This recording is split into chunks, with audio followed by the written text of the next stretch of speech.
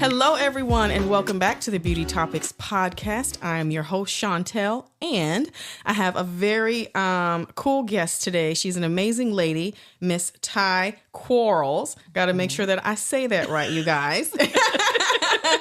And this gorgeous woman is the owner of Aisle Runners, and she is one of the most she's one of those people that I met early on when I started my business, and she inspired me so much. For one, I saw her and she was a knockout, first and foremost. Why, beautiful, like Black queen, just business owner, boss, wife, mother, the whole 9 yards. Just something that, I, of course, aspired to be. And she started her company, and I just wanted to introduce her to you guys, to my listeners and my followers, so you can learn a little bit more about her. Hey, Tai. Hello. How are you? I'm great. How are you doing, my dear? Not too bad. Glad to be here. Oh, thank you so much for doing this. I really do appreciate it. I really, really do. I know how busy you are, especially with weddings in the fall and winter in Houston. I know business is really, really popping right now because people like to wait for good weather. Well, and also it's engagement season, what we call it. So a lot of people tend to get engaged between Thanksgiving and Valentine's Day. So when the girlies get engaged, it's like literally that's the first thing they do. They call us, book consultation. So I try to get everybody in during the holiday season, especially I'll have a lot of brides that are out of state or out of town. While they're here, we do consults.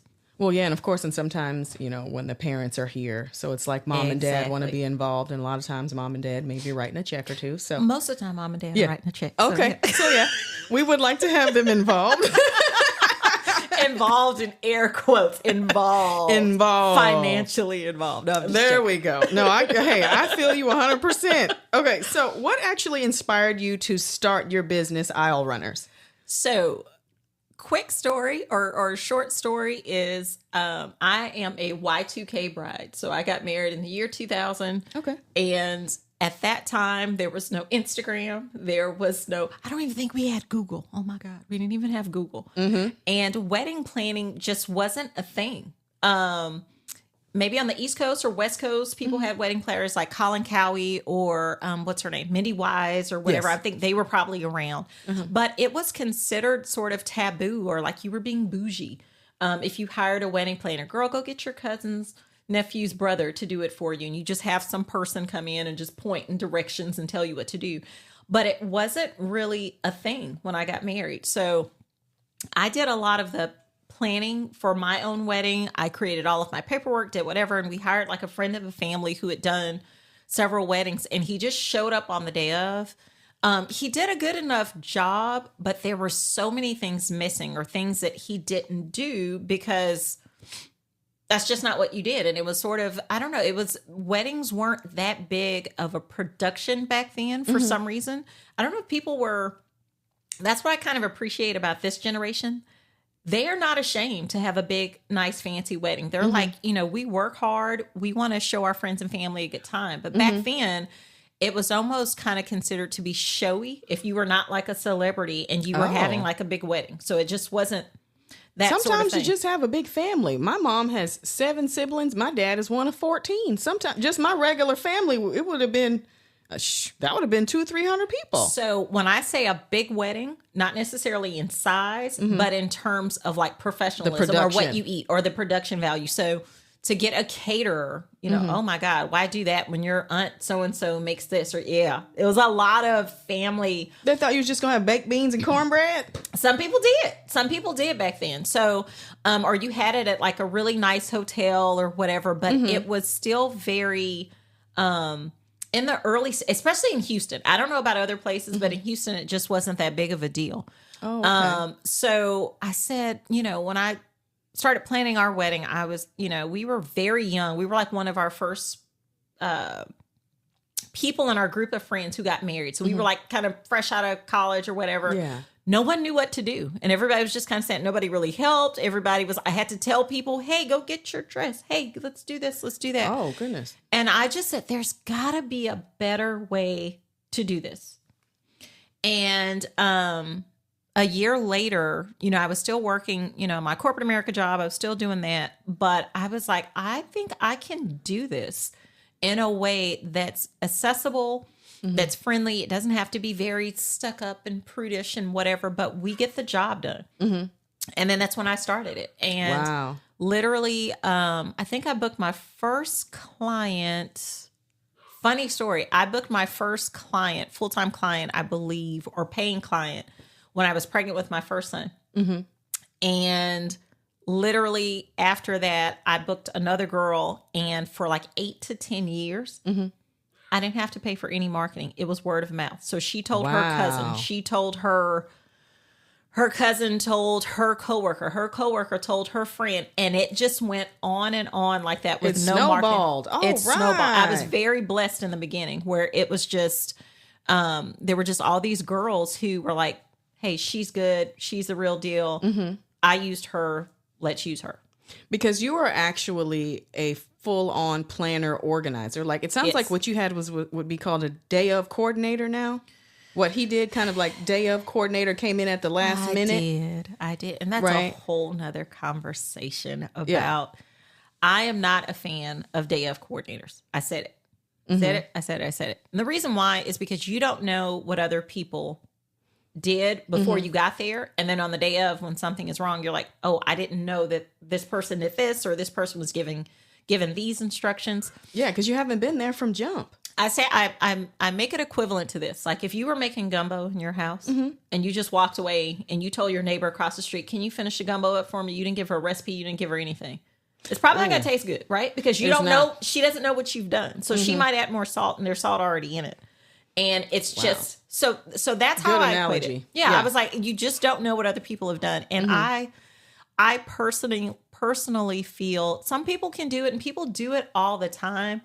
I just don't think it's the most rational way to do it for that reason. That's just, that's a preference. I mean, but that makes total sense, because for all this work to have been done, and it's like this coordinator doesn't know the florist, doesn't know the cake person. It's just, they don't have, missed. Exactly. Do they have the schedule? Do they know? Ooh, yeah. That's kind of, that would be nerve wracking for me.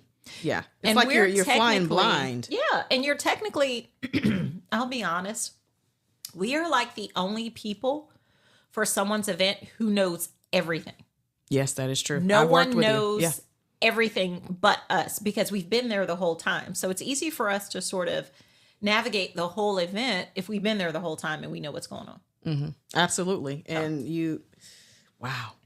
Yeah, because I've seen you. I know a tie binder. Like, I know.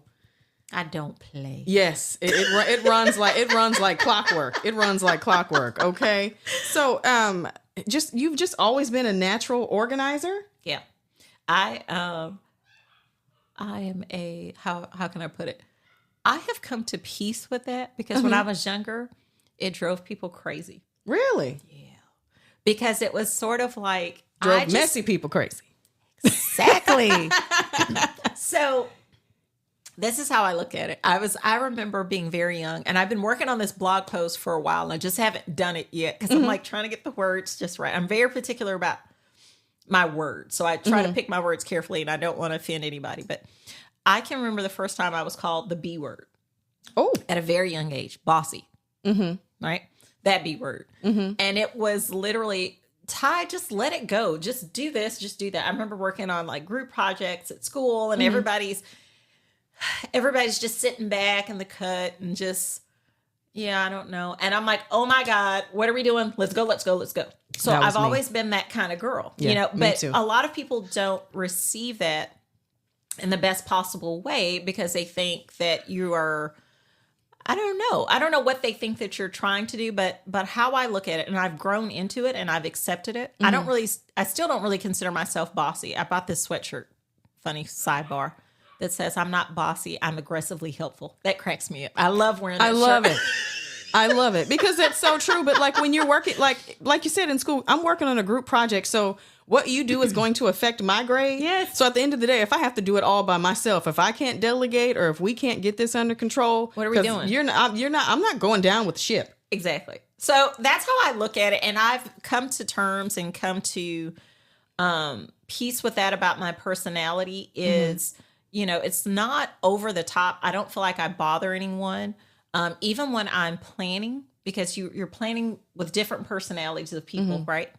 So I am very mindful of how I present myself to other people. So some girls, I call it my Staples Office Depot girls who just love Container Store girls. We are like, what are we doing? Let's do the schedule. Let's do this, whatever. Some girls are like, I don't care. Please leave me alone. So I am very good at sort of adjusting my personality, because for someone who doesn't or who isn't used to a lot of organizational habits, it can be overwhelming to them. So I will back up and just do what I do and then present it to them. And they seem to be happy with it. That works. So That works. I mean, I understand that it's overwhelming for some people, but at the end of the day, who wants to hire a disorganized planner who doesn't know what's going on? I'm like, I wish you the best of luck with that. how's that going to go? Yeah, exactly. How is that going to go? I think I will go with you. But you would be so surprised. Like I said, you'd be so surprised. A lot of people don't want to know. They don't want to know how the sausage is made, in so many words. They just like, just do it. I just want everything done. I don't care. I don't want to hear about it. So, and you adjust to those, and those people are perfectly fine. I get along with those people too. So, yeah, because you just do what you I do what I do. Yeah, you just do what you do. And at the end of the day, it's going to be gorgeous. I guess some people are just show me what time and where, and then I promise I will be there. I mean, because maybe they have extremely stressful careers or something, and they just feel like they can't have one more thing on their plate. So they're like, please take the whole plate, take the whole table. Yeah. Okay. And absolutely. I understand that. Yeah. I mean, that would be one reason to hire a planner. If you know you don't have time to do it yourself, you better get someone, because it becomes a full-time job. It can. And the thing about it is, it is a full-time job, because, if you think about it, your vendors, or, if you're a client and you're a bride or a groom that's getting married, your vendors also have business hours, which are during your work hours. So how are you going to take calls in the middle of the day, and they're done at 4:00 and you don't get off work until 5:30, 6 o'clock.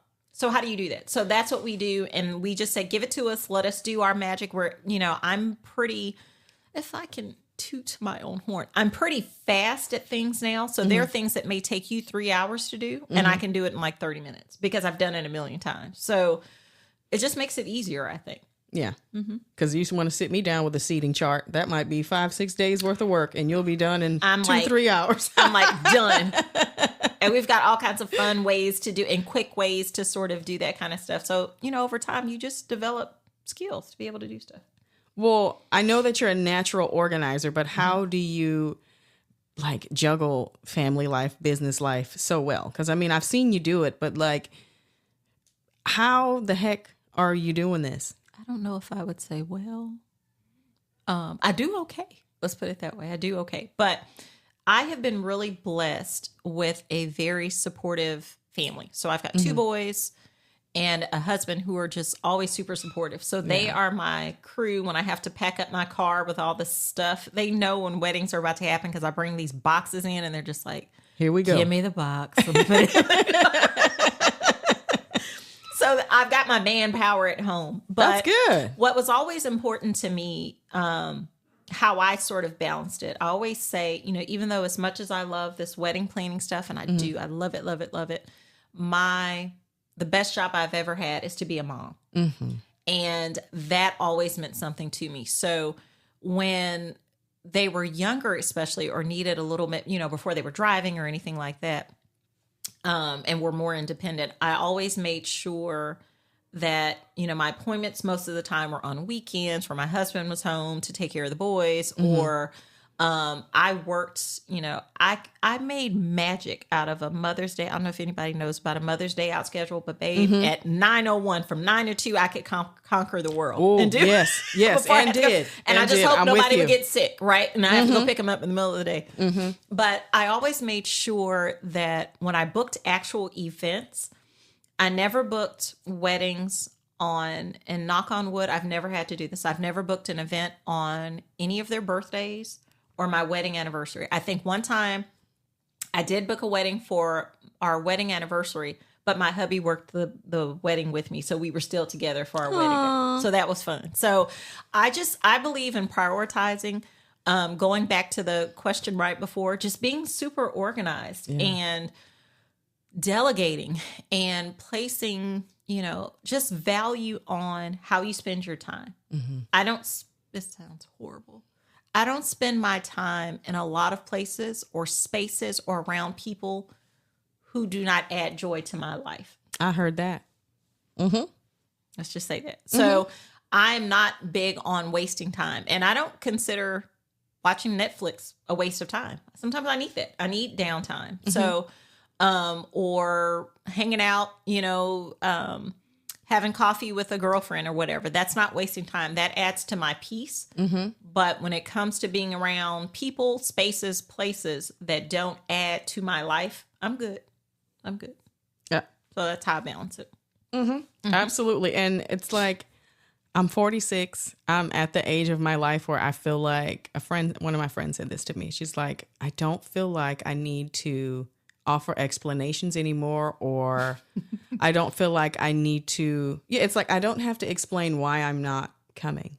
Like if I receive an invitation to something, I can politely decline. So that's it. I can just say, no, thank you. And I don't owe anything else. No. Oh, because I have to do this, this, and this. I can just say, no, thank you. Yeah. And that's all right. It took a long time to learn that, but we as women, we don't have to apologize for not adding more to our plate than what we already have. No. Or I don't need to go and do unnecessary things, just to please someone else. It's okay for me to just say no thanks. When you said that, it made me think of this. I saved it. I can't remember his name, but it's a personality. I want to say his name is like Terry K, maybe. And he said, I really could, but I don't want to, so that's why. And it's like, I use that all the time. I don't want to, so that's why. And I was like, sometimes you just don't, and I think that's what part of the blessing is to me about getting a little bit older. I fully accept the title as auntie. Love it. I'll take it. Love it. I'm here for it. And and it's funny, the older that I get, I'm coming in contact with more girls that are like in their 20s and 30s, like my facial person, whoever, that I'm hanging out with, or we're sitting there laughing and talking. And we exchange stories about just like, y'all are still going through that? I was like, we did that. That was so long. It was in the 90s or whatever. And it's just so funny to get. I love meeting people and kind of listening to other people's experiences. So it's kind of, and I tell them all the time, if you live long enough, it's like you just don't care anymore. You want to do what's right. You want to do the right thing. You want to be kind. You want to reciprocate kindness. But when it comes to people making you feel guilty, can't do it anymore. Can't. Doesn't affect me. I'm going to be the 90-year-old with no filter. I have a client like that. When I tell you, she is just the sweetest. And soon as she hops in, she's like, I'm going to sleep. I'm like, yes, Miss Alice. Go for it. Go for it. Just be happy. Just, at whatever age that is, just be happy. It just, to me, makes all the difference in the world. It absolutely does. It absolutely does. So how did you go about building, though, so many partnerships just across the industry? Like, how did you put yourself out there to do that? So I like to use the word, I don't know. I'm weird about, I told you this before. I'm weird about words or specific words. Okay. So I wouldn't say partnerships. I would say relationships. Vendor relationships. When you say partnerships, it scares my clients or potential clients because I don't ever want anyone to think that when you book me, it's a team of 85 people behind me and you have to pick every single one of these people. No. Gotcha. We don't do that. Yes, we don't build do that. relationships. So Absolutely. I want, at all times, I want my clients to understand this is your choice. This is your wedding. These are, you're spending your money on this. And I want you to be happy. And I want you, I will give recommendations and I will tell you, hey, this person does a really good job. I think they'd be a great fit for you, whatever. But I am not heavy handed in that. I don't have I was going to say I don't have a blacklist. I have one person on a blacklist. But anyway, anywho, it's a horrible story what he did to a bride. But other than that, I just, what's important to me in building these relationships, honestly, is integrity. If you're good people, if we can laugh, if we can kiki, have a good time, while we're still being professional and offering these great services to these wonderful people, you're good. To me, sometimes I'll have vendors that, how can I put this? Sweetest people in the world, but they are not at the top of their game in their profession. Or it may be a situation where they provide 2 to 4 different services and they do one really, really well. Very professional, but the other ones, maybe need a little bit more experience or time to grow in that. I would rather refer that person for that one thing that they do really well, as opposed to a person who has a nasty attitude, who is possibly going to be rude to my clients, and they are the talk of the town any day. So for me, it is literally just having the time to work with people long enough and see how they go about business. One of my pet peeves is when I have a client or I refer someone to someone, or they just call them on their own and they call and try to leave a voice message. I mean, I know younger people probably don't leave voice message anymore, but when you call them, period, and you don't even have the option to leave them a voice message because the mailbox is full, or they never set it up, red flag to me. If you go to their website, you try to enter a form, it bounces back, it doesn't go through, red flag. Happens all the time. If you set an appointment with them, they don't show up. I've had that, red flag. So I look, and I understand people make mistakes and things, things happen and life happens for people, but I will typically build stronger relationships with people that I know I can talk to, that I can just pick up the phone, and nothing makes me happier than being able to pick up the phone. And I can go back maybe 10, 15 years and a bride could call me and I would know who she is by her voice. Or a vendor could call and I'm like, hey girl, hey, I know who you are. So it's more, to me, it's more emotional and professional than it is. I think anybody can be trained to give you what you want. If you're willing to take that chance and tell people what you want, if it's not exactly right, I'd rather do that than to deal with people who are untrustworthy or just not egotistical. Nice people. I've dealt with that. Yeah. And they're like, I'm the best of the best, and you can't tell me otherwise, and I'm not going to change. No, thank you. Yeah. Not flexible at all. At all. So, okay. I want you to say like specifically why a bride should hire a wedding planner. So that's a loaded question. I know it's a loaded question, but it's like, it's one of those things, like for me, especially because I deal with so many photographers. Yeah. Like I have one photographer in particular, like she has no filter, and she just says, listen, if you want the best possible outcome from me, and you don't want to be paying for hours and hours of retouches, you need to follow this link, fill it out. She's going to contact you and book you. This is what I need you to do for you to get the outcome that you want. Yes. Like, and I feel like for a lot of these brides, like you said, this is new. It's like you're newly engaged. You don't know what you're doing. It's like back in the day, maybe your parents got married at the courthouse. Have you ever even been to a wedding before? So I feel like it can be so overwhelming and so intimidating that I feel like they truly do need the help. Being at someone like years ago, I worked at Weddings by Debbie, and I helped, I was a bridal consultant, and just listening to some of their stories, just being like, oh my God, we were trying to do this ourselves. And I planned these cake tastings and all these things. And she's like, but I forgot to do this. And we didn't go taste this caterer's food, and the food was horrible. It's just, there's so many details.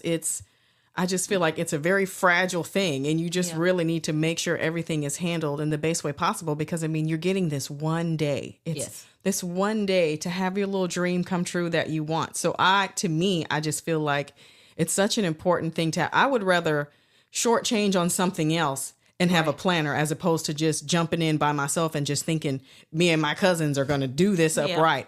I would be terrified to do that, Tai.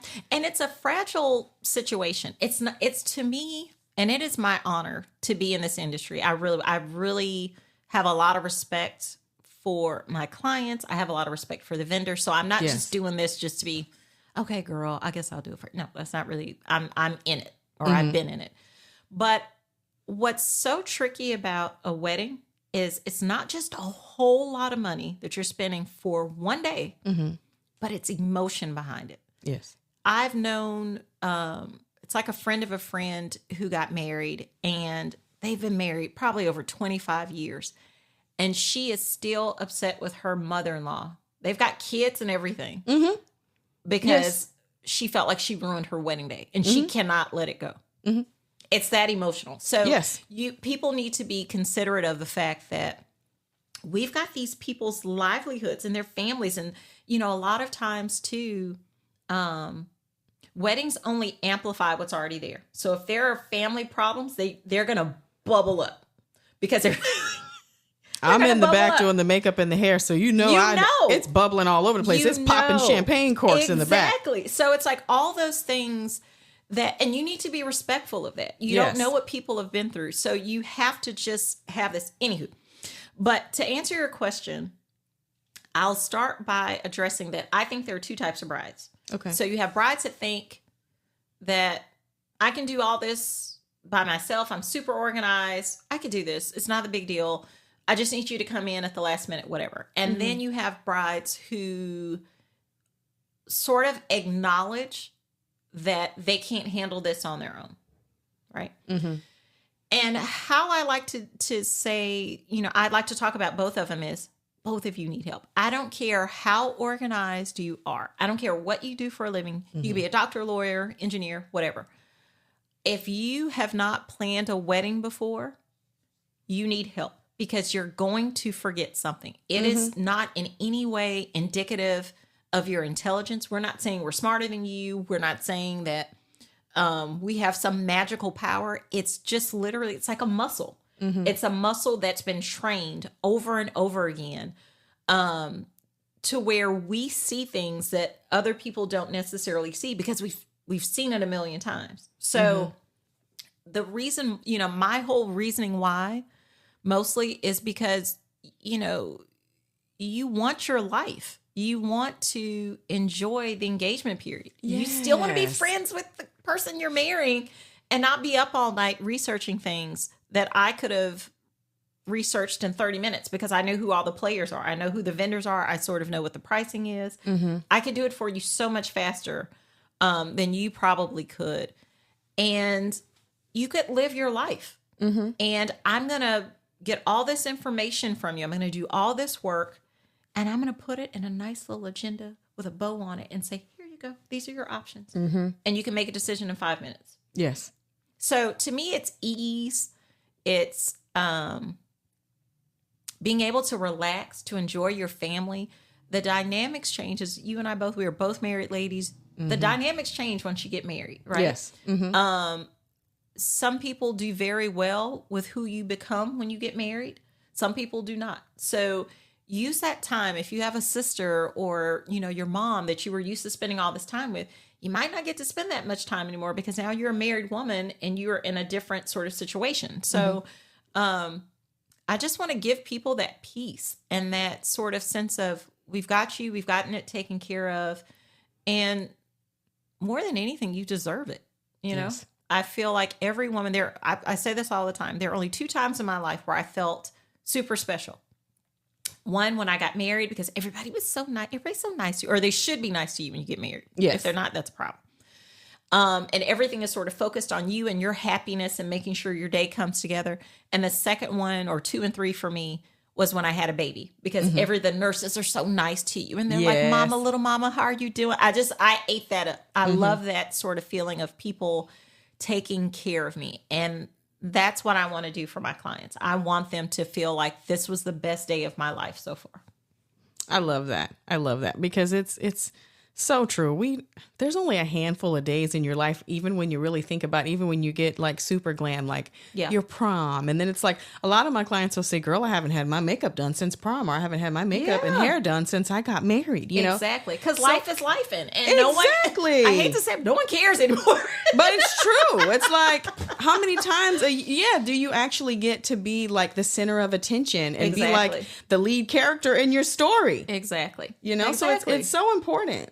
I mean, and talking about missing things when you're trying to DIY things. Yeah. I had a client, she was so cute. She said, girl, we messed up so bad. And I said, what happened? She said, at the wedding, she said, girl, there was no bartender. We had all the alcohol and we thought that the venue provided a bartender. No. And she said, girl, we had all the alcohol back there and we're looking around like, oh, nobody's going to pour the drink. She said, my dad had to go back there and try to figure out how to do drinks for the guests. And I was like, oh, Claudia. And she said, she's like, because they planned it themselves and there's just details that you just didn't. She's like, I didn't think to ask about a bartender. I just assumed somebody would stand back there. And it was just liquor and no people. There's so many gaps when you're planning a wedding, and you have to ask. And I'm a naturally inquisitive person. I like to know how things work. Mm-hmm. So it's like, for me, it's like, I know all the questions to ask. I have literally asked everything, and we know what's going to happen. Mm-hmm. You know, things that just would never occur to other people. It's what we do. Yeah. It literally never occurred to her to go, oh, is there going to be a bartender?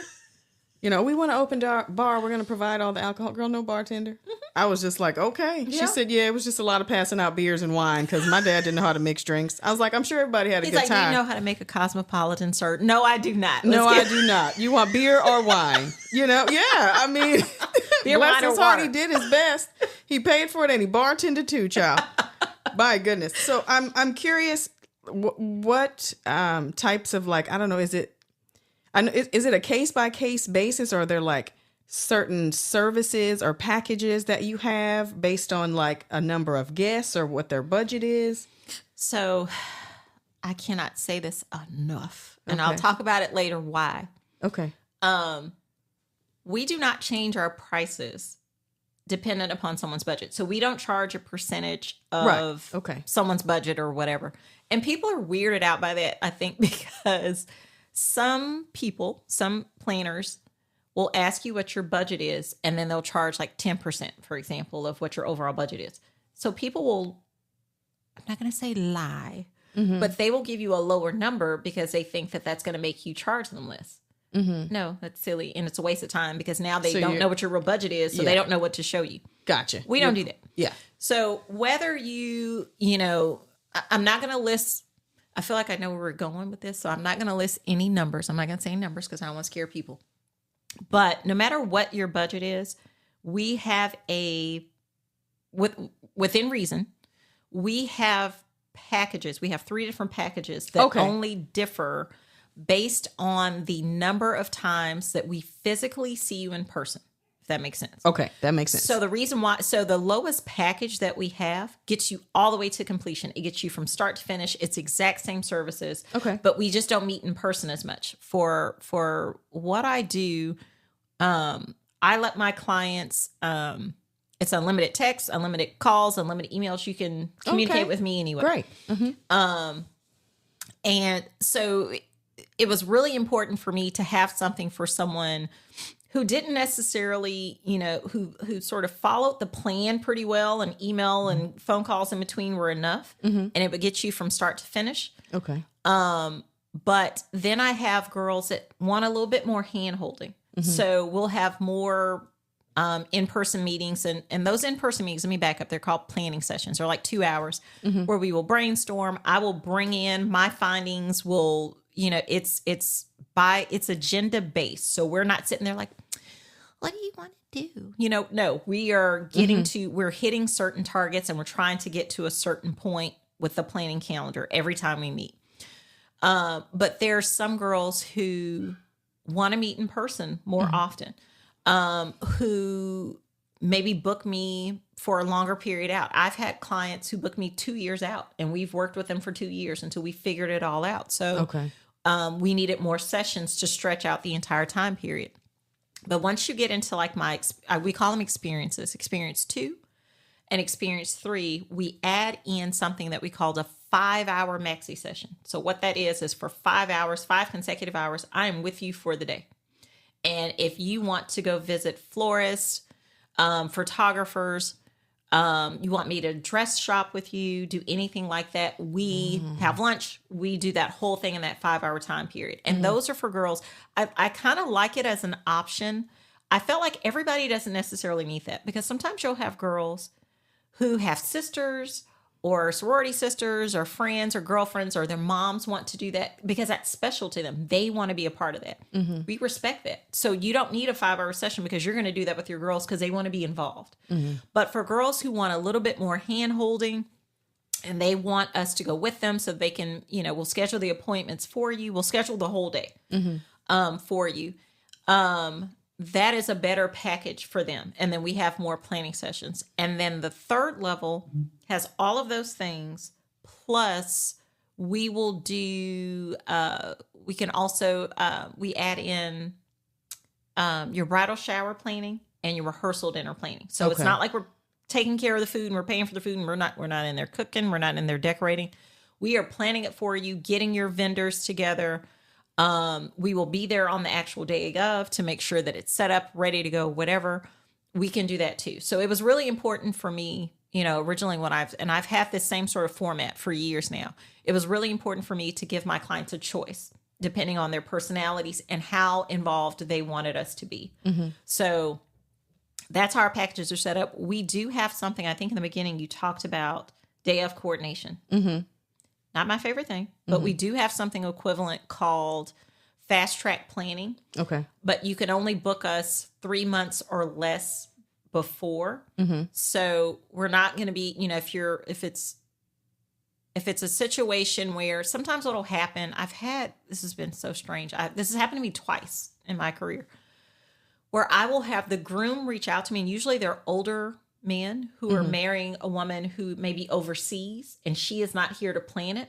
Oh, okay. And she told him to plan it, but then he waited until he did the man thing. Yeah. And then we do it. So we have done things like that before, but to be honest, people think that it's actually going to be cheaper to call us in later on in the process. It is how not. It's not. You have to pay but people think that because they're like, well, I haven't been bothering you for 6 months. No, but you're coming in like a wrecking ball at the last minute. Any other plans I have with any other clients, now we've got to move their schedules and move them out of the way so that we can take care of you. You're literally uprooting our life to do this.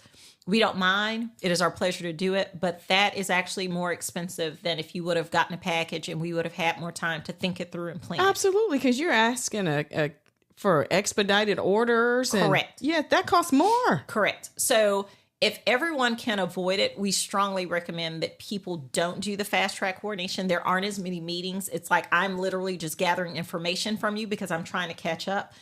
I have to get my staff and, make sure their schedules are straight. If they have children, they have to make arrangements and do whatever. So it's a lot of moving parts that we have to take care of in a very short period of time. So if you can avoid not doing that and book us at least, ideally, let's have this conversation. I love a girlie who will book me 18 to 12 months in advance. I love it. I'm here for it. Yes. I know you. I know what you like. I've picked up on your mannerisms. I know your family dynamics. I know what your budget is. I know what your hopes, dreams, and aspirations are. Gives us time. Yes. It gives us time to pick vendors and we're not rushed and we're not stressed out. But a lot of times people book me 6 to 9 months in advance, which is totally fine. But most of them will book me 6 to 9 months in advance. And it's totally fine. But if I had more time, because what happens is, when they book me 6 to 9 months in advance, they've already done a lot of stuff. Okay. And when you do that, I found that a lot of mistakes were made. So I found errors in contracts where people were paying for things that they weren't getting because they didn't read it. So you're basically troubleshooting and going over all of this as well. Yes. So I read all of my clients, every single contract, and the average wedding that I do, they will have at least 20 different vendors. So I'm reading 20 contracts and making sure. There was a DJ, for example, a wedding that I did, and he was very, I use this term a lot. I call them, yeah, vendors. Vague. Just, yeah, it's good enough. Yeah. Oh, it's going to be perfect. It's going to be good. I hate when people tell me, it's okay, don't worry. I hate when people tell me, don't worry. No. That means you got to worry because something's not right. Don't tell me not to worry. So he, had a regular 9-to-5 job during the day, and he just kind of DJ'd on the side, and he used this platform to do his contracts. So he had a standard base form, and the groom filled it out or whatever. And then when I looked at it, he had overcharged my client like $2,000, and my client didn't catch it. Oh, my goodness. Because it was some sort of error in the system. He was like, oh, yeah, I can fix that. Let me take it off. But if I wouldn't have read it, he would have been overcharged and he wouldn't have even known. So, like I said, I don't need a lot of time, but I find that for people to make decisions, people like a little bit of time to sit and ponder about it, and multiply that by 2,000 because you're making that many big and small decisions over the process. So why not give yourself more time?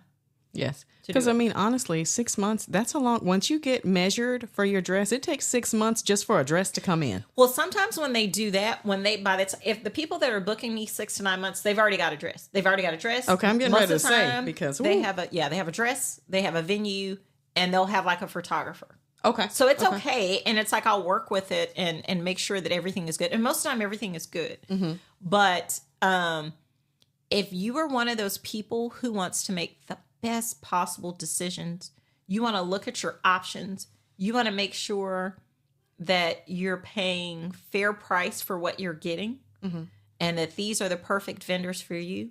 Let's do some little case studies and compare. I'll do I call it like a fact sheet where I will compare multiple vendors side by side and show my clients, this person provides this service, this vendor provides this service. They charge this, they charge that. So that they can look at it and compare and make the best possible decision. But you can't do that if you're rushed. And at the last minute, you just got to go with what you got. You have to go with who's available. Exactly. Yeah, exactly. Because I mean, like right now, I've been working on the 2025, contracts for, like I have plenty of bookings for weddings for 2025. Like, you need the time. You do. You need the time. It's nice. I mean, we can do it. We can absolutely do it. But 6 to 9 months, I do it all the time. So it's not that big of a deal. But when you start getting, fun fact. But I'm just saying, you can't, 6 to 9 months, you cannot DIY. You have to know somebody like you that has the connections to get it done, because trying to DIY something in 6 months, I don't see, that's when you end up without a bartender. Right.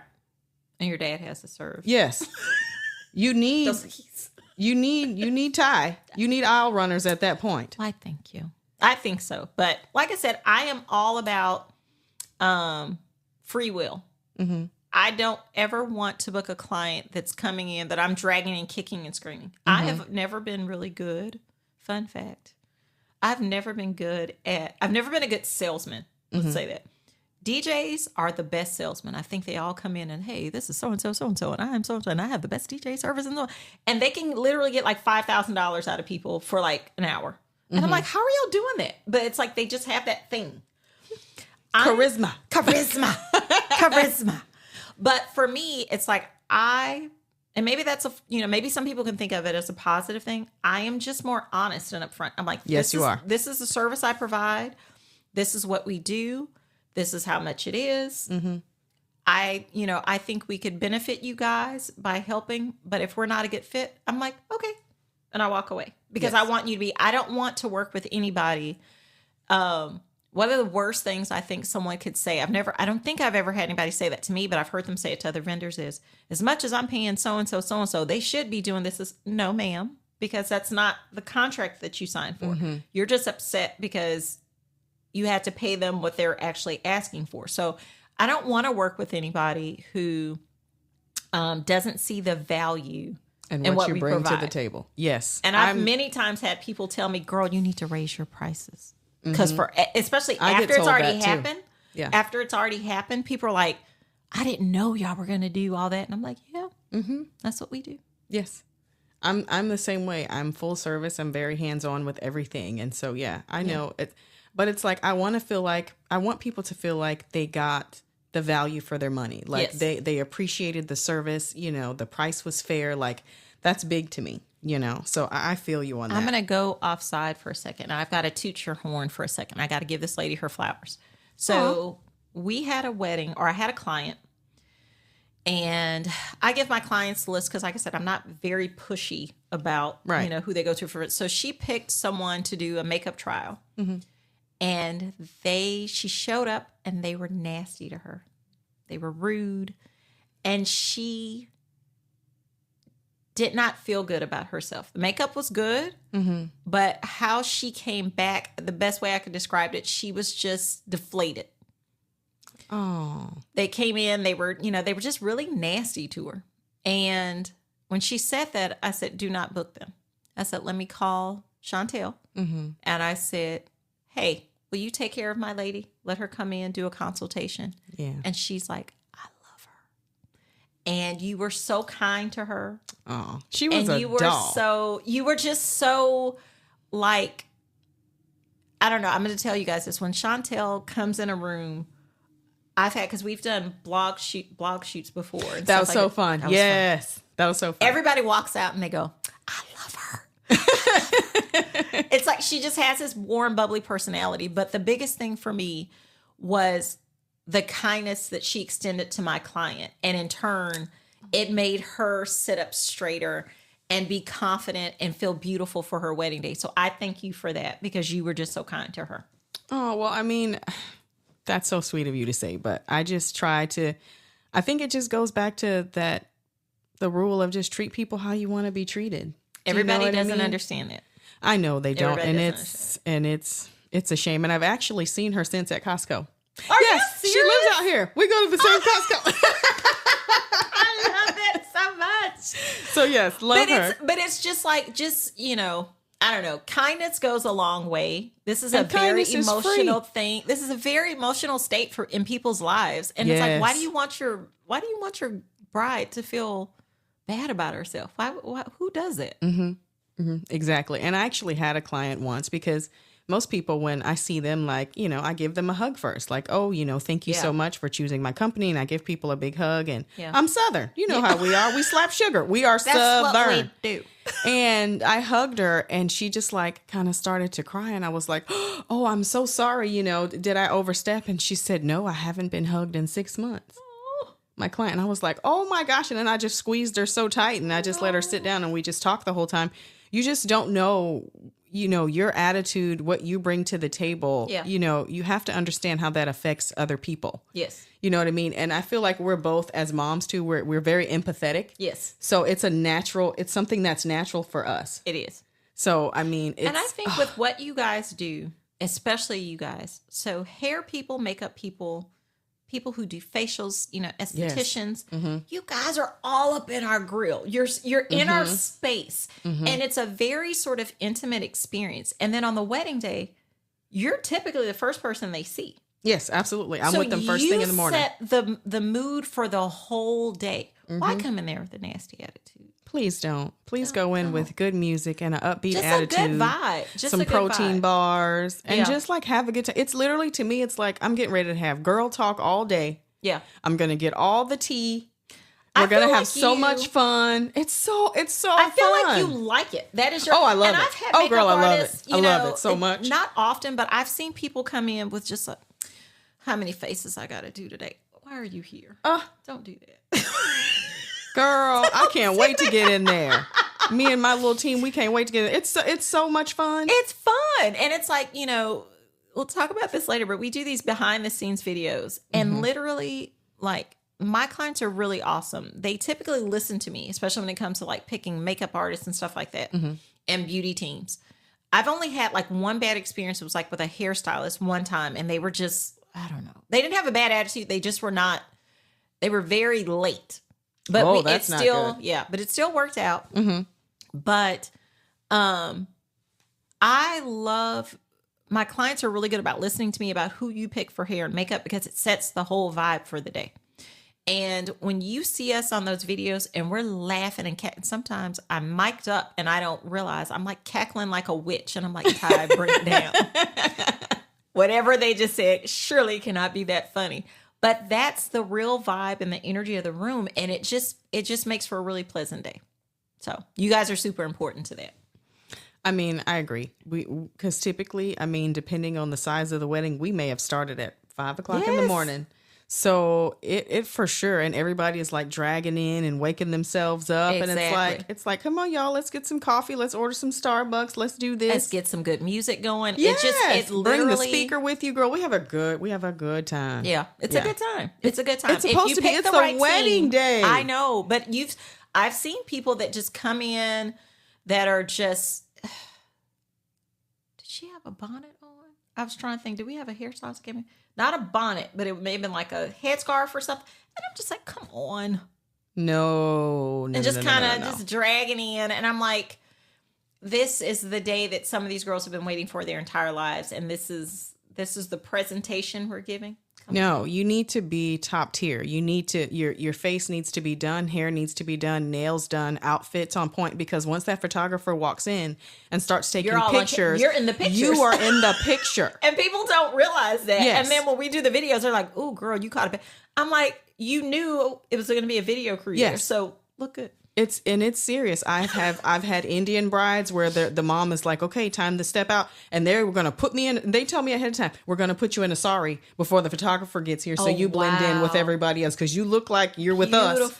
So we're going to wrap you up. Yeah. And I'm like, yes, ma'am, whatever you want me to do, and I let them pin me up, and I do it because it's like, this is their photo album. Exactly. You know what I mean? I'm just an accessory. Yeah. This is your picture. You tell me how you want me to look. Yeah. So I check with my clients ahead of time. Like, is there some specific color you want us to wear? Are you good with us being in all black? Let me know. Yeah. Yeah, because it's a big deal. It's a big deal. There's a lot of money that's being spent, and it's like you need to hire teams of people who care and understand that part. So and don't take offense where they're like, "Can you please not wear yoga pants up here?" I wouldn't. Do you know what I mean? Because I have seen it. I'm sitting here like, are these people over here in yoga pants? There's a photographer walking around. Yeah. I'm just like so inappropriate. I know. To me, I just can't but y'all with that. have to be comfortable because y'all are standing up for a really long period of time. I kind of get it, and I'm not. As long as you have on all black, because we typically wear all black, because it makes you fade into the background. So when you're taking photos, nobody really notices you.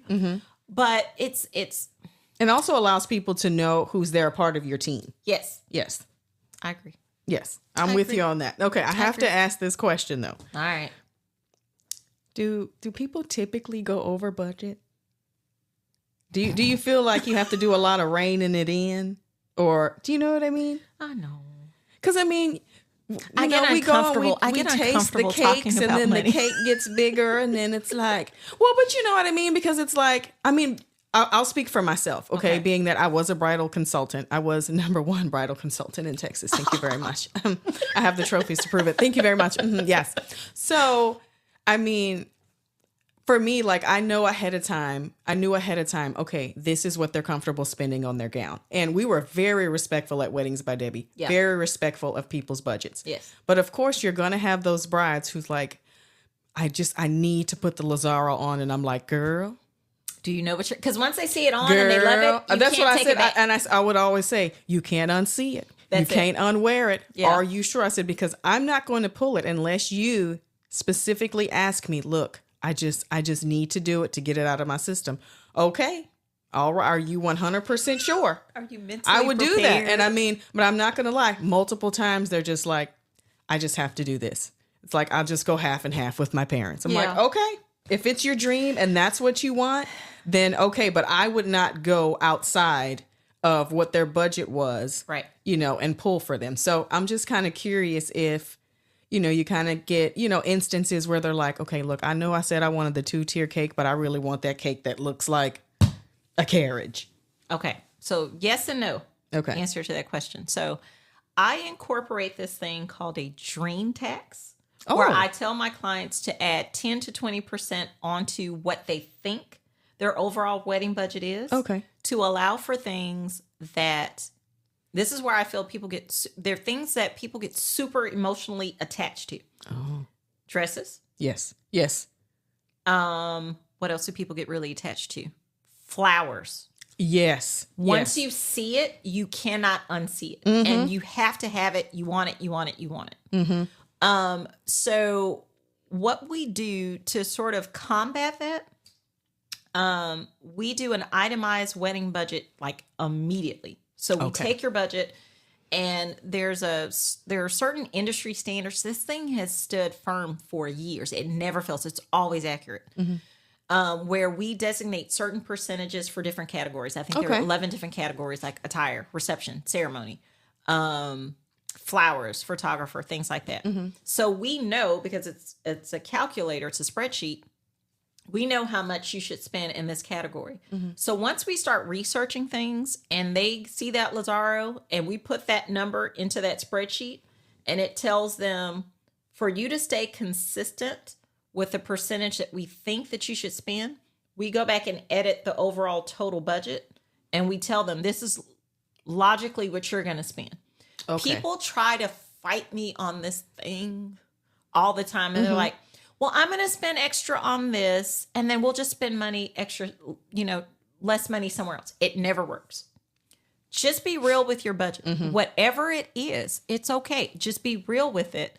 But I find that people go over budget when they're trying to play funny math and the math ain't mathing and they're trying to make it and they're acting like they're not seeing that these numbers add up. I've had so many brides where I'm telling them, if you book this venue, you are $50,000 over. Well, no, I'm like, no, look at the math. It does not mathematically line up. Right. And they'll do it anyway. And then they'll be all stressed out because they're making not unnecessary adjustments to other things, but unrealistic adjustments to other categories that I know you're going to spend that on it anyway. Yes. So the best way to not do that is to just be real with me with your budget. I'm not going to show you things that are outside of that in the first place, because once I show it to you, you're gone. But I do have a little bit of cushion in there in case you do fall in love with something. But the flowers are huge because you can't really get like an exact estimate until you get a proposal from these people. So decorations and flowers, you got to let them go through the whole thing and you have to tell them exactly what you want. And then they give you a number. Gotcha. And then if that number is off, then, and you're already, mentally attached to it, it's hard to pull you back from that. I gotcha. That makes sense. Yeah. That makes total sense. But I do red flag them when I sort of start seeing, hey, we're going over, because they usually will, if they want me to monitor. Some people are like, I don't want you to monitor it. It is what it is. Go for it. Okay. Hello. I like them. I like them. They're fun. But there are other people, there's some people who are like, I want to make sure we don't go over in this, and Tai, this is really a very strong budget. We don't want to go over. Okay. So I will red flag them when I start seeing, hey, you guys are going to go over, and I will tell them. So they're aware. So you're keeping everything on track. I'm keeping track. Okay. So do you schedule everything like this is on this day, March 15th, you need to be at the florist. And then, on April 30th, you need to be at the caterer. Do you line it up? So, yes. So, but it's not that strict. What I do is I create this thing. It's called Timeline of Task. So I love working with industry standards. There are things that just never change. I don't care if it's 2020 or 2050. Some things are just not going to change. And you should do these things 6 months in advance and these things 3 months in advance. So I have a spreadsheet. I'm a spreadsheet girl. And when I type your wedding date in, it changes. I have a calculator that changes. This needs to be done. And it gives me new dates of when you should have this activity done. Okay. So, the dates on there are not, you need to do this on this date, but I'm recommending that you do this by this date. Okay. And I'm taking, when I do that, I go back and tweak it and edit it a little bit for things like holidays. So like during Thanksgiving or Christmas, the florist isn't necessarily going to be open, or you're going to be with family or whatever. So I'll scoot things down, move things around.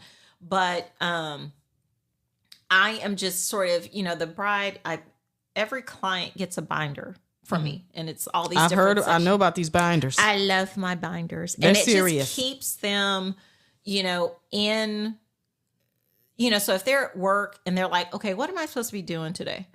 They can just open it up and say, okay, Tai said do this by this date. I'm going to do this while I'm sitting here. It just makes it easier. And we also have a shared Google Calendar, so that if it's easier for people to, if you don't want to go analog and you want to go digital, you can look at it on your phone and what these deadlines we're trying to hit are. But I try not to, especially as years have gone on, I am much more, I'm not going to say relaxed, but I add a lot more cushion and grace for my clients with these schedules now. Because at first it was one of those things where they just wouldn't do it. They just would wait till the... They just not going to do it. And I don't want to stress you out and say, okay, you're supposed to do this by this date. Life is lifing. I get it. I understand that things are happening.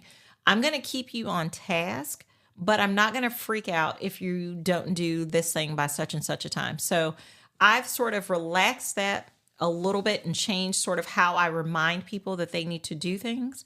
But at the same time, if it creates a bottleneck for us and we wind up being in a situation where we were talking about where we're planning everything in 3 months or a bottleneck, that's why our prices just automatically include that. So that if we are rushed, if we do have to add in additional staff, it's included in that. And that's allowed us to relax a little bit more. Okay. That makes sense. Yeah. That makes sense.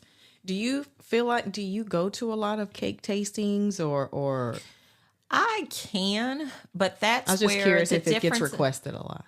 Sometimes they'll ask me to go. Or sometimes what I'll do, I have a good relationship with a couple of bakers, especially girls that are out of state or something. And they're just coming in for like a quick meeting with me. I will get cake boxes. A lot of these bakers. Oh, nice. Yeah. They'll give you samples of all their cakes or whatever, and I'll pay for it and I'll bring it to them so that they can sample it and take care of it while we're sitting in the meeting. So I've done stuff like that before. I love it. But yeah, sometimes I can, but that goes back to the sort of 5-hour maxi session thing. Right, the maxi session. Where those are extra things that you can either do with your friends, your girlfriends, whatever, or you can have us do it with you within that 5-hour time period. Yeah, because I mean, I know you have some brides and I have some friends that are a bit older. They're my age, 40s and 50s, and they're getting married and their parents are not here. They may not have that person. So those kind of sessions, that's really great that you do that. Yeah. Because, you may not have a sister. You may have a brother and it's like, okay, he doesn't want to go. That's okay. And it's like everybody thinks, and I think I was like that when I was younger. I was like, who's going to go to this with me? And who's going to, and I had bridesmaids and stuff, but they were busy. And it's like, and I want it to be that comfort to brides that you may not have, the support system that you would like. Yeah. I'm your bestie for 9 months. I'll go with you, and that's how I sort of interact with it. But even when we go to like cake tastings or we interview florists or decorators or things like that, I am your bestie, but I'm your organized bestie with a purpose. So I will have these, I call them vendor go-see sheets, and I'll have a list of questions. I'll have your parameters, and I'll know how many people and what time the cake can be delivered. I'll have all your facts on a piece of paper. I'll have like a little spreadsheet to say, what did you just taste? Flavor 1, what did you think? Flavor 2, what did you think? Okay. And I'm filling that out for them so that they can just relax and enjoy. But I'm keeping track and keeping notes of everything that we've talked about there and making sure they get all the questions that they have for the vendor in. So I'm a working bestie. I love it. Yeah. Okay, so I have to ask this because it happened to me once at a wedding, and I was just watching how people handle it. Like when you have to pivot, it just extreme. This is Texas. The weather is one thing at 2 a.m. It just changes constantly throughout the day. Like you have like these fail safes in your plan for like extreme weather and stuff like that. How do you keep your composure? Because you're so just calm and pristine and elegant. I can't imagine a Thai freak out. I've never seen anything like that. I don't freak out. I honestly, so the weather app is an amazing thing. I mean, it tells you hour by hour. So in Texas, when it's going to rain. Or let's put it this way. If we have an event, I'll say we need to call it. That's outside. Okay. So I'll say we need to call it. We'll give it up to 6 hours before, a day before. So if somebody has plans to be outside and, weather in Texas, Houston especially, it changes quickly. Yes. So if we're looking at that weather app and it went from 10% chance of rain to 90, we need to go inside. But we build our rain plans inside of our original plan. So we know what to do if that happens. So we're prepared for it. You're prepared for everything. And we had That's a wedding. how she keeps her composure, because she's prepared for everything. That's it. And then we had a wedding that was outside this past September. And we knew it was going to rain, but there were no inside areas. There was only one inside area. Oh. But we were good. The bride never got wet, ever, because we had gigantic umbrellas and stuff. And we got through the whole ceremony, no rain, whatever. Wow. But there were times where we got caught in between. And when I came home, all of my clothes, even though I had on windbreakers, we had everything. We had all our rain gear. My socks and my bra were wet when I took it off. And I was just like, ew. Wow. You just couldn't wait to get in the shower. But she didn't get wet. So that's what matters. So we'll take the hit, if we need to.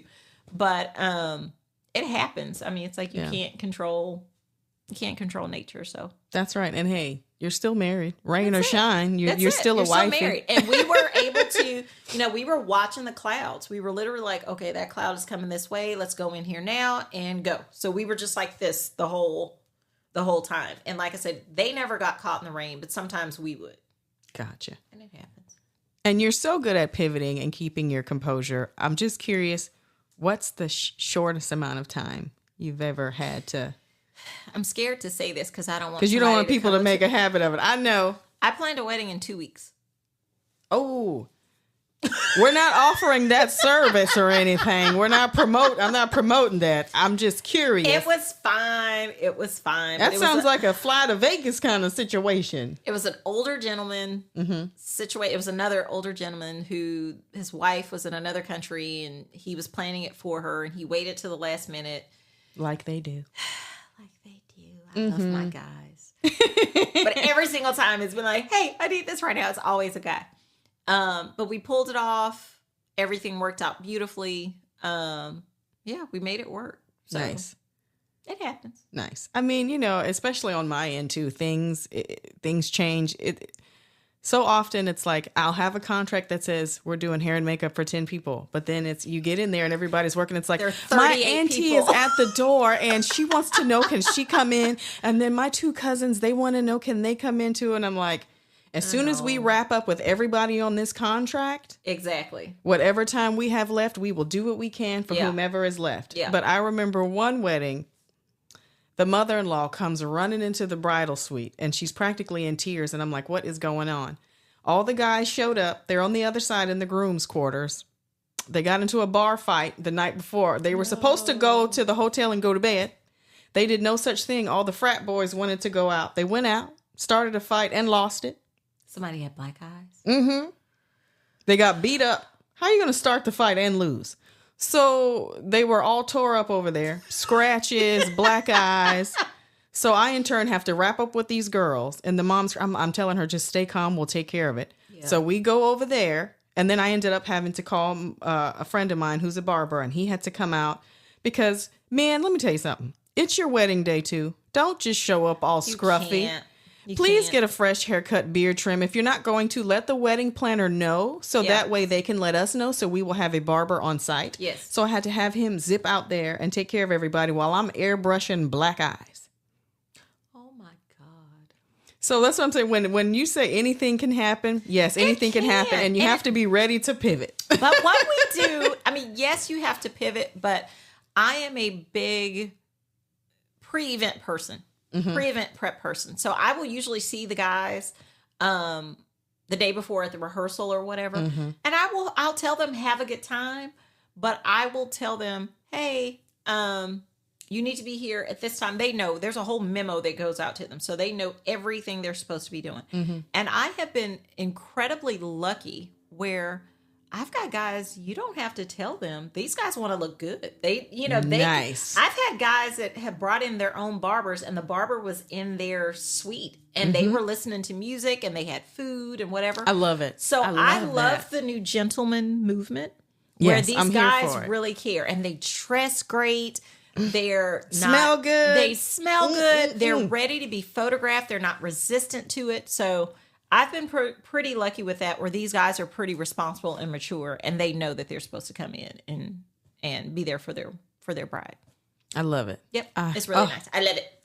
Okay. Now I want to know what's the highest number of guests you've ever had for a wedding? I would say probably 300. Whoa.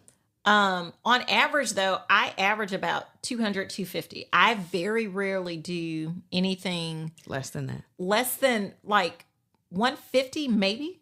100 is out of it's very rare for me to do it. I always say this though. The wedding guest size doesn't matter as much to me as the wedding party size. Right. So whether you've got 5 people or 500 people that are wedding guests, it's like herding cats, if I can be honest. That's more of like the caterers thing, right? Yeah, everybody just follows and does. I'm like, that's, Yeah. And people are generally compliant and they'll do, if you tell them, hey, we need you guys to come over here. Okay, yeah, everybody's usually in a really good mood and everybody's fine. My hesitation comes in when you have gigantic wedding parties, sometimes it's okay. I've had 10 or 12 girls. Every single one of them were delightful. They got the memo. They were all very attentive to the bride and making sure that she felt special. But then I've had other ones. I had a bride where one of her, I don't know what was going on, but one of her bridesmaids got drunk the night before, and they were all together. But she was the only one that got drunk. And I don't know if she went somewhere else later. And she kept missing her makeup and hair appointment times. Oh, goodness. So we would have to go call somebody else to bring them in, to come in, because she wasn't there. She missed it like twice. She was so late. One of my staffers had to take her to like a Sephora because the makeup artists were like, we got to go. We have other bookings. We're booked. Yeah, we're booked. Yeah. And we had to, that drives me nuts because I'm being honest, it's incredibly selfish because it's selfish because the bride is now worried and now the bride is trying to fix it and I'm like, babe, you've got to worry about you. Why are you worrying about this girl? You need to be thinking about your vows and these other things. Yes. So, and it also took one of my staffers away from doing what I needed her to do because she's got to go take care of you. So, I say this a lot, be very careful about who you pick to be your bridesmaids and your groomsmen. Ushers, hostesses, that's fine, whatever. But these people have to be with you, very close to you, and they have to follow a certain schedule. And everybody that's in your life is not going to be ready for the changes that are coming to your life. And they're just not going to be what we need to do. They're not going to be compliant. They're going to be argumentative. They're going to be, why do I have to do this? Why do I have to do that? They're just going to change the vibe and the mood. Even if it's not towards, I say this all the time, even if it's not towards the bride directly, how they speak to us and my staff and the other vendors, we try our best to be as kind and nice as possible. Yes, we do. But we're not going to be abused. You know what I mean? Absolutely. And you take the energy, suck the energy out of the room. We're still going to do our best work. I think all of our vendors are going to say that they're going to still do their best work. But will we go above and beyond if your people are nasty?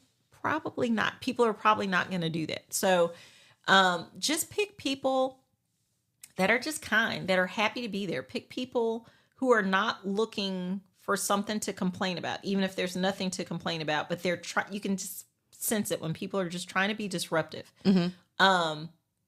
That is more of an issue for that I'd like people to think about as compared to we can handle 1,000 people. That doesn't bother us. But it's just when you have people that are that close to you and in the bride's perimeter in that are immediate difficult circle. Yes. That makes it more difficult for us. Yes. And the more people you have in your wedding party, I'm a probability girl. Statistically, you're going to have higher chances of having at least one person that's a wild card. So that's how I look at it. Yes. And for me too, when I do the consultations with the bride, I've extended my consultation time with the brides too, just because I want to get right down to the nitty gritty. I'm like, you tell me what your vision is for yourself and for your bridesmaids. Yeah. And for, be it your mother of the groom, like who's going to be in your pictures. Because that matters to me because I will have the face charts already created for the bridesmaids. Yes. I don't sit the bridesmaids down and go, what makeup look would you like? I'm sorry. I try to tell them like, I'm sorry. To do that on you the day are of. the bride's accessory. Yeah. You are there to support her and make her pictures look beautiful. And you should be on your best behavior and you need to, bustle that dress and do whatever it is that you need to do to help her. Yeah. The looks are already set. I don't ask bridesmaids what look they want. Yeah. Like this is the look that the bride wants. Yeah. She decided on these gowns. Yeah. And these are the makeup looks that she wants you guys to wear that will complement it to go down the aisle. Yeah. Period. Because I had one girl trying to pull this purple liquid lipstick out her purse. And I was like, no, ma'am, you can put that away for, afterwards, after all the photo shoots are done, then you can pull that out, girl, and wear that to the reception. Yeah. But you're not wearing that in our pictures.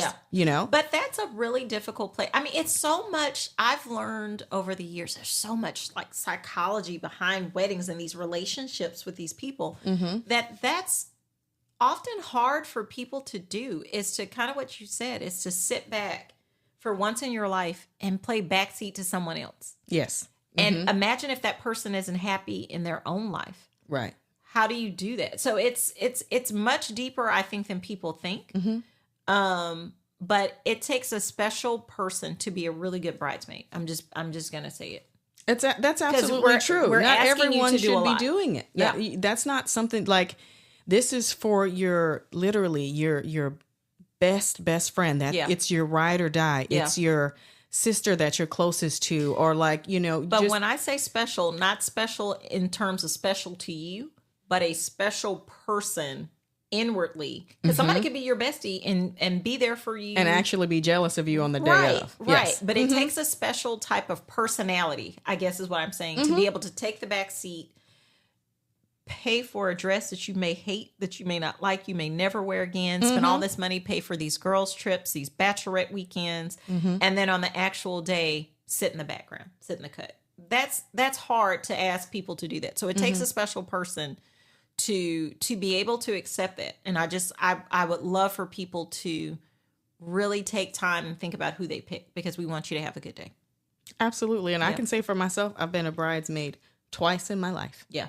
2 times. I've been once. I've done it twice. And the 2 people that it was for was like, oh, absolutely. Well, I sit in the background and make sure that my girls are shining and they're everything. Absolutely. Because that was, to me, that was the most important thing of that day. It was making sure that she was okay. And she knew that we were there if she needed anything. We're like steaming the veil and doing whatever it is that we could do. Yeah. Because that's the point of being a bridesmaid. It's the bridesmaiden. It's you're the helper. You know, you're there to support. It's literally in the name. Yeah. But it's you're there to serve. You're there to serve selflessly, you know. And I think sometimes people, I've seen some things.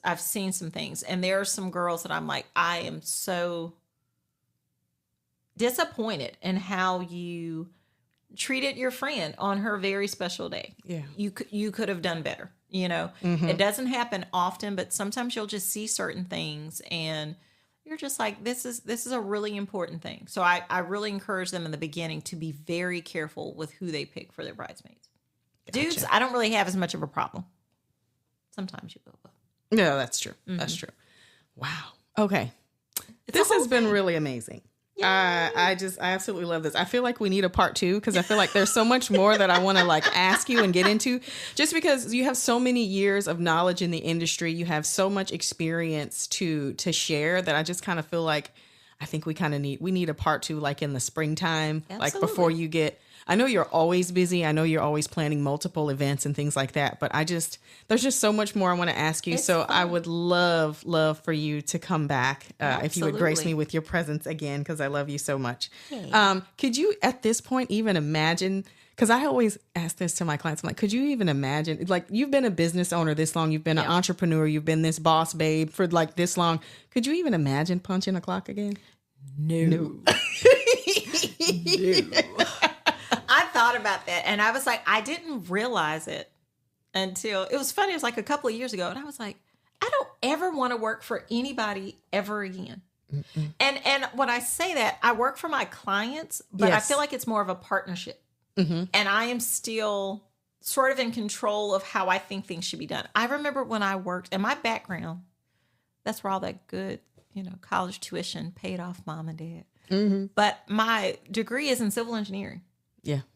So all through high school, college, I was like, I am trained, I am programmed as an engineer. There are certain ways that we do things. Mm-hmm. And then I was like, I got into corporate America. I was like, I don't like this. This is boring. I don't want to do this. It stinks. And I was like, I'm so much more creative than this. You are. And yes. I was like, it was just like, draw this, do this, inspect this, do that. And I was just like, I don't want to do this. And, and it's one of those things where I still feel really proud because, I've been taking drafting, I feel like, or AutoCAD kind of stuff. Mm-hmm. I've been doing that, I feel like, since I was an infant. So I have programs. I do my own floor plans for, even though venues give us floor plans, sometimes they're wrong. Sometimes they'll draw them and there'll be chairs all the way to the door. And I'm like, how do we get out of the door if there's a chair? So I feel like what I was trained to do, I can still incorporate that. And that makes me different, I feel, than some other planners because I have that background that I can pour into that. But no, I was like, this is my jam. This is where, and honestly, I'll be honest, I get a lot of inquiries for, and it's fine. Birthday parties, I'll do them sometimes. Anniversary parties, that's not I don't know. I was like, that's not where my passion is. I love the drama of weddings. I love everybody's excited. Okay, is this going to happen? This is going to be, yay, they're married, they're happy. And it's like, I love all of that. I love organizing schedules. And it just makes me, it's my happy place. So no, I could. I'm with you. I can't imagine doing anything else either at this point in my life.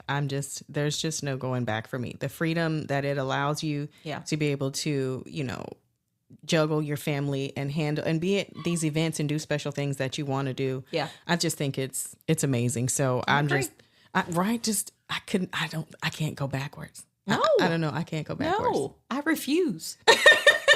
Not doing it. Absolutely not. Absolutely not. But no, it's just when you love what you do, you'll work hard because you're happy. But when you're not happy, I don't know who's going to hear the podcast, but if this goes, if anyone that wants to be a wedding planner hears this, anyone that's getting married hears this, but more specifically to people who are aspiring planners, do what you love because you'll be really good at it.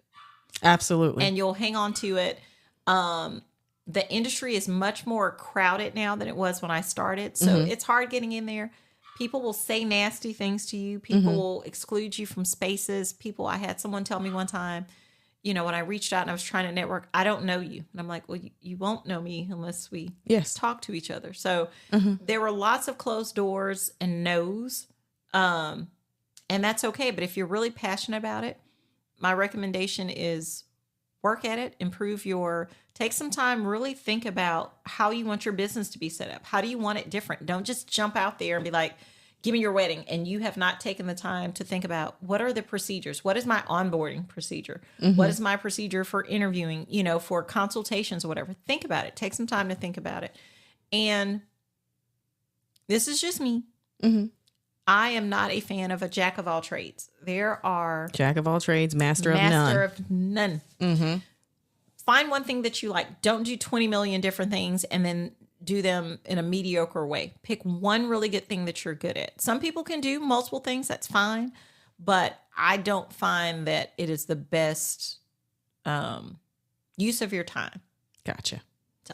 That's great advice. Well, thank you for the amazing chit chat today. It just meant the world to me that you were here. Would you please share your Instagram and how people can book with you? Sure. So our Instagram is Aisle Runners, AISLERUNNERS.